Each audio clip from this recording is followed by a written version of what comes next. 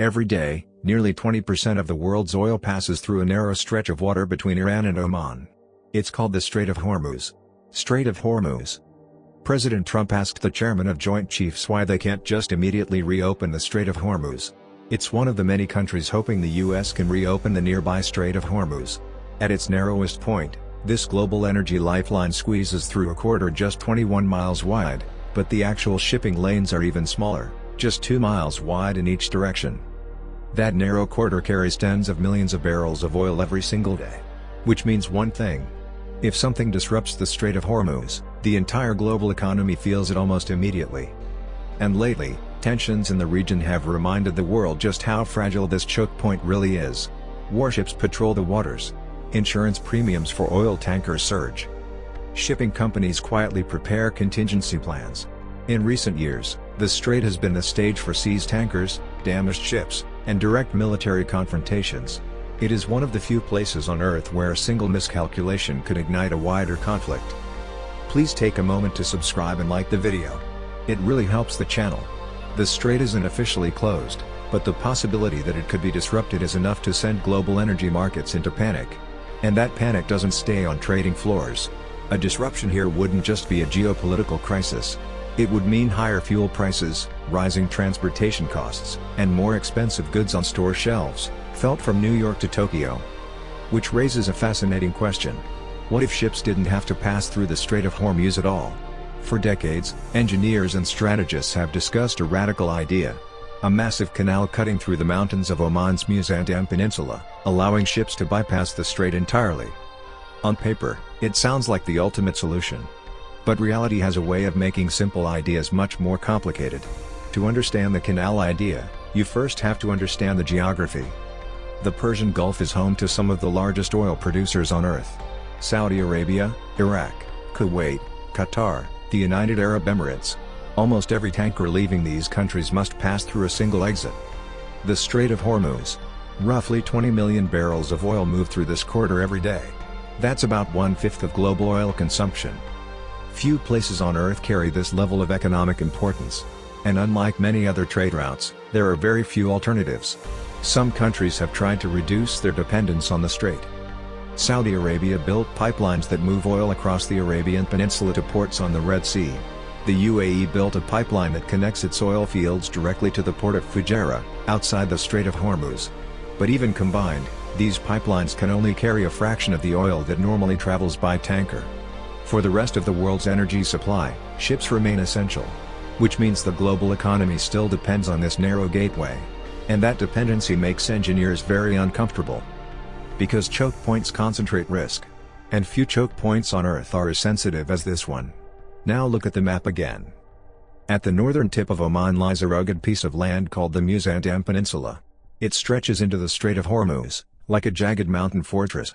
But here's the interesting part. In several places, the distance between the Persian Gulf and the Gulf of Oman is surprisingly short. Only a few dozen miles of land separate the two bodies of water. Which raises an obvious idea. Why not dig a canal straight through the peninsula?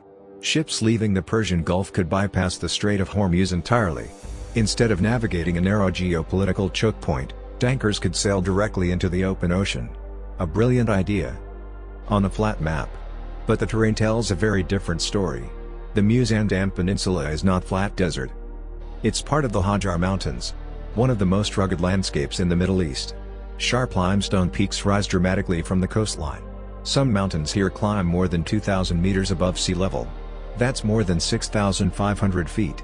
Building a canal here wouldn't mean dredging sand. It would mean cutting through entire mountains. And the canal would have to be enormous.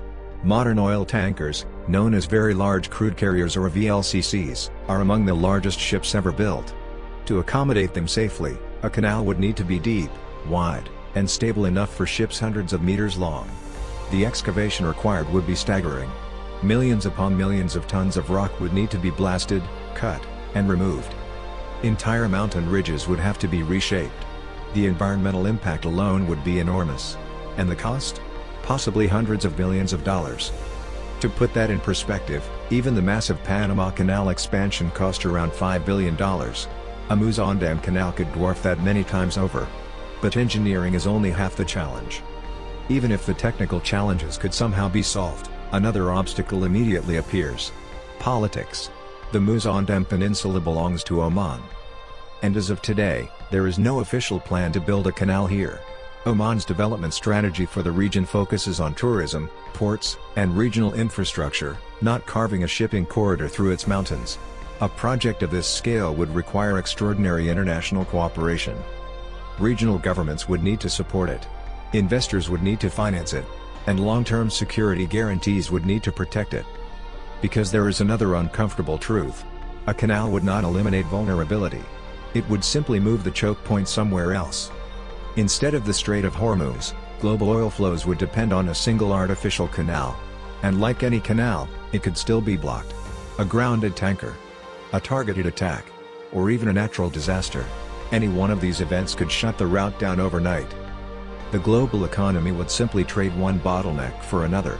So if the Mozambique Canal is so difficult, why does the idea keep coming back? Because it reveals something deeper about how the modern world works.